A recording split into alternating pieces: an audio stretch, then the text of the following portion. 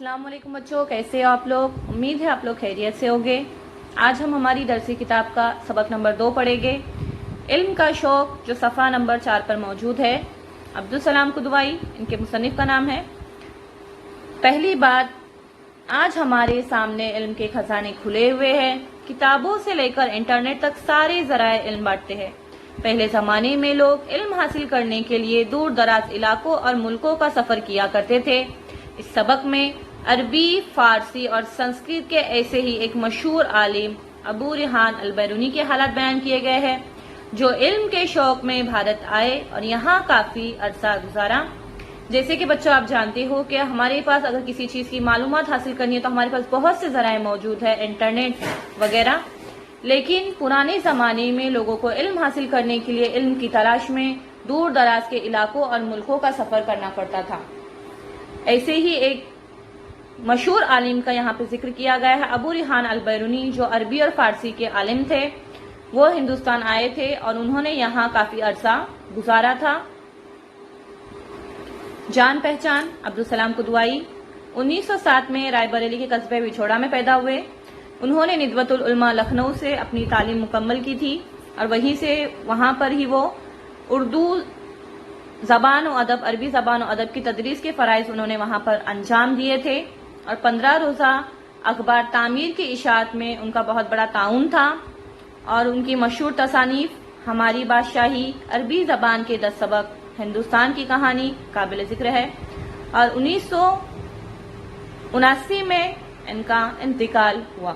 عبدالسلام قدوائی جو 1907 میں رائے بریلی کے قصبے وچھوڑا میں پیدا ہوئے، انہوں نے ندوۃ العلماء سے تعلیم حاصل کی اور وہیں پہ ہی انہوں نے تدریس کے فرائض بھی انجام دیے، استاد کی حیثیت سے بھی کام کیا، اور انہوں نے 15 روزہ اخبار تعمیر کی اشاعت میں بھی تعاون کیا تھا۔ تعمیر 15 روزہ اخبار تھا، اس کے پبلیکیشن میں بھی عبدالسلام قدوائی کا اہم رول تھا۔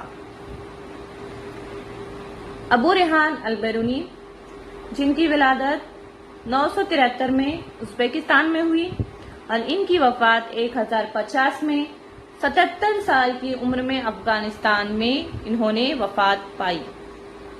11ویں صدی عیسوی میں افغانستان سے ایک بہت بڑے عالم ہندوستان آئے، ان کا نام تھا ابو ریحان البیرونی۔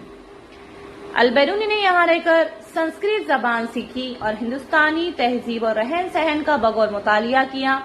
اپنے مطالعے اور معلومات کی روشنی میں انہوں نے عربی زبان میں کتاب بھی لکھی جس کا نام کتاب الہند ہے۔ وہ زندگی کی آخری سانس تک علم حاصل کرنے میں لگے رہے۔ ابو ریحان البیرونی 11ویں صدی میں افغانستان سے بہت بڑے عالم ہندوستان آئے تھے، جن کا نام ابو ریحان البیرونی تھا۔ انہوں نے یہاں رہ کر سنسکرت زبان سیکھی اور انہوں نے ہندوستان کی جو تہذیب ہے، یہاں کی جو رنگا رنگ تہذیب ہے، گنگا جمنی تہذیب ہے، یہاں کے لوگوں کا رہن سہن، اس کا انہوں نے بہت زیادہ غور سے مطالعہ کیا، اسٹڈی کی اس کی، اور اپنے مطالعے اور اپنی معلومات کی روشنی میں انہوں نے عربی زبان میں ایک کتاب لکھی جس کا نام تھا کتاب الہند۔ اور ان کا علم کا شوق اتنا زیادہ تھا کہ انہوں نے اپنی آخری سانس تک علم حاصل کرنے میں وہ لگے رہے۔ البیرونی کے زمانے کے ایک نامور عالم کا بیان ہے کہ البیرونی جب بیمار پڑے تو وہ عیادت کرنے والوں سے اپنی تکلیفیں بیان کرنے کی بجائے علمی گفتگو کیا کرتے تھے۔ جب ان پر بیماری کا پورا غلبہ ہوا، ان کی صحت یاب ہونے کی کوئی امید باقی نہ رہی اور ہر آن ان کی زندگی کا چراغ گل ہونے کا خطرہ پیدا ہو گیا، تو ان کے تمام دوست، شاگرد اور عقیدت مند بے چین ہو گئے اور عیادت کرنے والوں کا تانتا بن گیا۔ البیرونی ایک نامور عالم تھے، جب وہ بیمار پڑے تو ان سے عیادت کرنے والے ان کے پاس جو ملنے کے لیے انہیں آتے تھے تو وہ ان سے اپنی بیماری کی تکلیف بیان کرنے کی بجائے وہ ان سے علمی گفتگو کیا کرتے تھے، اور جب ان کی بیماری بہت زیادہ بڑھ گئی اور ان کی صحت یاب ہونے کی، ان کی جو زندگی واپس صحت یاب ہونے کے لیے کوئی امید جب ان کی باقی نہ رہی، تو ہر آن ان کی زندگی کا چراغ گل ہونے کا خطرہ پیدا ہو گیا کہ کبھی بھی وہ انتقال کر سکتے ہیں۔ تب ان کے تمام دوست اور شاگرد عقیدت مند جو ان سے عقیدت رکھتے تھے وہ انہیں ملنے آنے لگے اور بے چین ہو گئے تھے، اور عیادت کرنے والوں کا تانتا بن گیا، مطلب لگاتار آنا، بہت سے لوگ انہیں ملنے کے لیے لگاتار آیا کرتے تھے۔ البیرونی کے زمانے کے جب نامور عالم نے سنا، جب میں نے سنا کہ ان کی حالت نازک ہے تو میں بھی عیادت کے لیے گیا۔ البیرونی کے زمانے کے نامور عالم نے جب سنا کہ ان کی حالت نازک ہے تو وہ بھی ان کے لیے ان کے پاس عیادت کے لیے گئے۔ دیکھا تو ہوش اڑ گئے۔ علم و تحقیق کا یہ پتلا زندگی اور موت کی کشمکش میں مبتلا تھا۔ ہر لمحہ سانس رک جانے کا ڈر تھا، لیکن مجھے دیکھ کر وہ اپنی بیماری بھول گئے اور سخت کمزوری کے باوجود انہوں نے ایک مشکل علمی مسئلہ حل کرنے کی خواہش ظاہر کی۔ مجھ سے کہنے لگے، اچھا ہوا آپ وقت پر آ گئے۔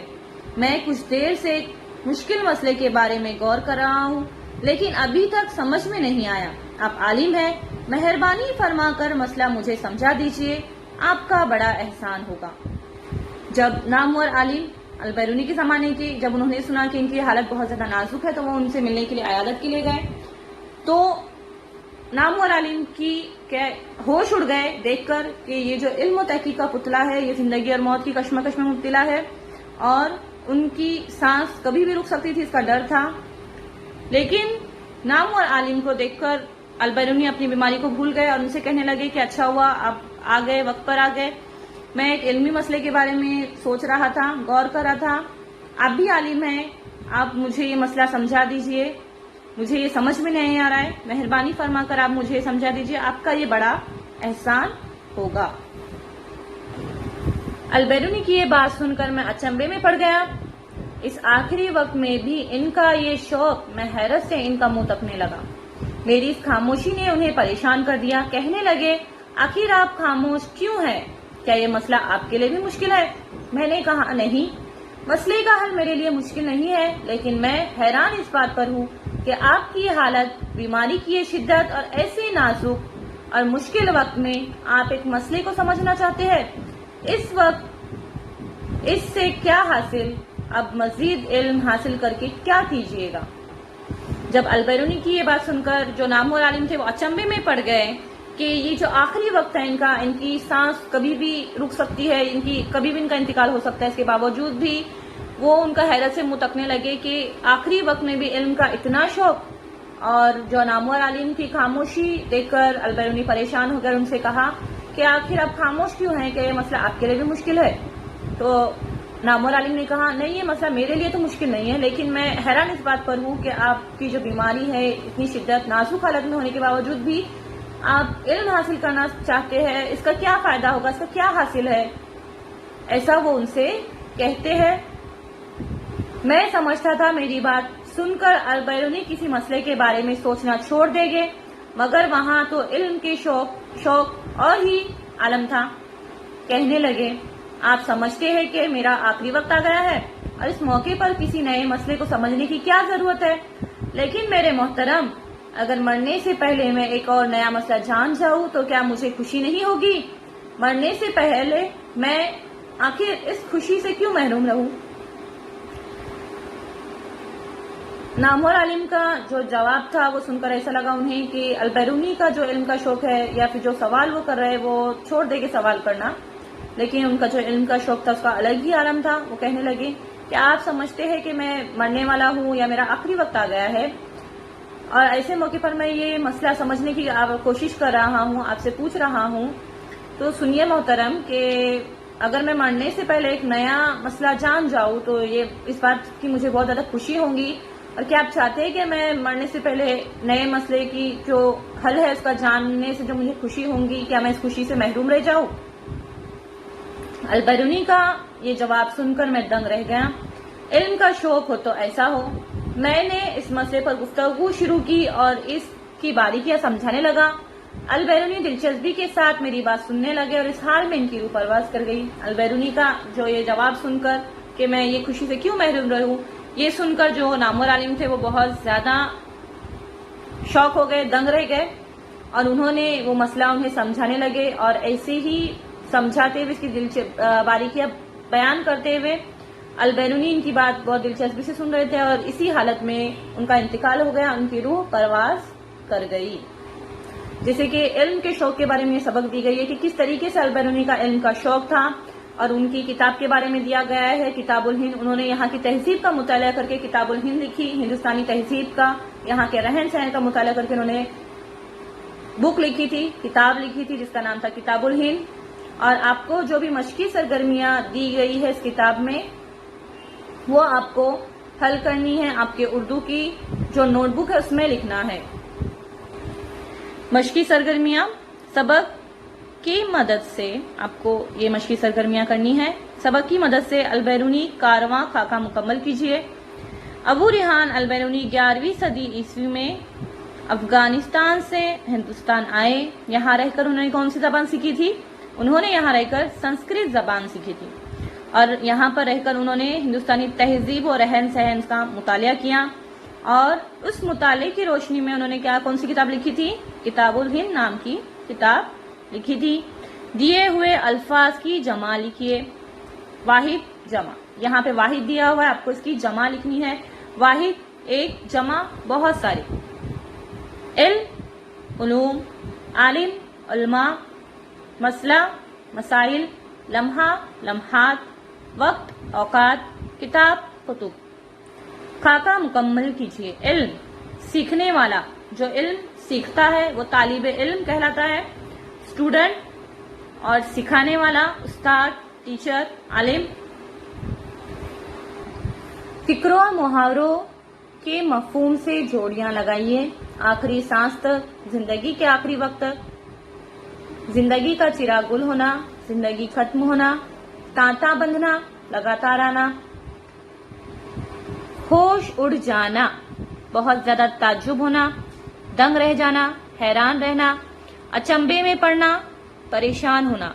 और जो बाकी की दी गई ये जो सरगर्मियां हैं आपको वो आपको मुकम्मल करनी है और आपको आपकी उर्दू के बुक में, नोटबुक में लिखना है, इसको हल करके लिखना है। जुमले की किस्म पहचान कर लिखिए। 11वीं सदी ईस्वी में अफगानिस्तान से एक बहुत बड़े आलिम हिंदुस्तान आए। ये जुमला है जुमला बयानिया जुमला, क्योंकि इसमें किसी बात को बयान किया गया है कि 11वीं सदी ईस्वी में अफगानिस्तान से एक बहुत बड़े आलिम हिंदुस्तान आए थे। ये जुमला बयानिया जुमला है क्योंकि इसमें बयान किया गया है, जिसमें किसी बात को बयान किया जाता है या किसी बात की मालूमात दी जाती है, ऐसे जुमले को बयानिया जुमला कहते हैं। इसीलिए इसका जवाब है बयानिया जुमला। मुझे देखकर वो अपनी बीमारी भूल गए और सख्त कमजोरी के बावजूद एक मुश्किल इल्मी मसला हल करने की ख्वाहिश जाहिर की। ये जुमला है मखलूत जुमला। मखलूत इसलिए है क्योंकि इसमें एक से ज्यादा फेल है, जैसे वो मुझे देखकर अपनी बीमारी भूल गए और इसके बाद वो सख्त कमजोरी के बावजूद मुश्किल इल्मी मसला हल करने की ख्वाहिश उन्होंने जाहिर की। एक से ज्यादा फेल जहां पर होते हैं, यानी एक जुमले में एक से ज्यादा काम जहां पर होता है, वो जुमला मखलूत जुमला कहलाता है। मरने से पहले मैं आखिर इस खुशी से क्यों महरूम रहूं? सवालिया निशान, सवालिया निशान लगाया गया, मतलब इसमें सवाल पूछा गया है कि मैं इस खुशी से क्यों महरूम रहूं। तो ये है सवालिया इस्तिफामिया जुमला। सवालिया निशान दिया गया जिससे आप आसानी से समझ सकते हैं कि ये इस्तिफामिया जुमला है। जिस जुमले के आगे सवालिया निशान लगा होता है उसे इस्तिफामिया जुमला कहते हैं। इस आखिरी वक्त में भी इनका ये शौक, मतलब उनकी मौत का आखिरी वक्त होने के बावजूद भी उनका इल्म का शौक देखकर ताज्जुब हो रहा है। जिस जुमले में ताज्जुब का इजहार किया जाता है और जिसके आगे फिजाइया अलामत लगाई जाती है वो जुमला फिजाइया जुमला कहलाता है।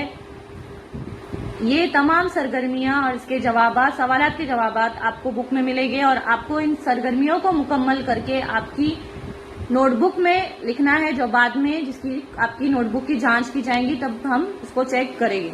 ठीक है।